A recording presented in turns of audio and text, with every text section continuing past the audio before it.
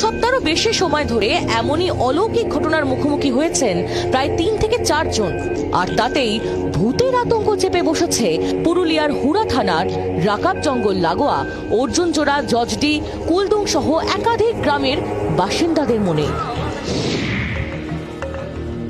যে জায়গাটা আমার ছিল সেই জায়গাটা আমার প্রায় ভালো হয়নি, যেখানে আমাকে ধরে গাড়িটাকে সাইড করে দিয়েছিল আর কি, মানে এই অ্যাক্সিলেটরও দিতে দেয়নি আর কি, যেটা ভাবে মতলব আমি আসবো আমাদের গাড়ি।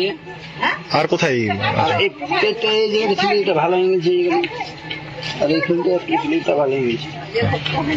স্থানীয় বাসিন্দাদের দাবি কোনো পশু বা মানুষ নয়, বরং এক অশরীরই তাদের উপর হামলা চালাচ্ছে। কেউ কেউ নাকি তাকে দেখেওছে। বন্ধ স্বাভাবিক জনজীবন, আতঙ্কে বিদ্যালয়ে যেতে পারছেন না পড়ুয়ারা।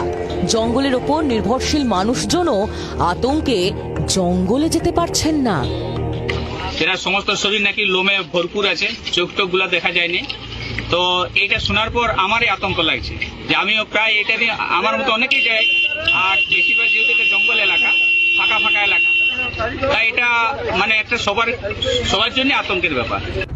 স্থানীয়দের দাবি, কয়েক সপ্তাহ আগে রাকাব জঙ্গলে এক অঘটন ঘটে। 17 বছরের এক কিশোরের ঝুলন্ত দেহ উদ্ধার হয়। তারপর থেকেই নাকি এলাকায় অশুভ শক্তির আতঙ্ক ছড়িয়েছে। রাস্তা দিয়ে যাতায়াত করতে নারাজ সাধারণ মানুষ। আতঙ্ক কাটাতে রাস্তা পাহারা দিচ্ছেন সিভিক ভলেন্টিয়াররা।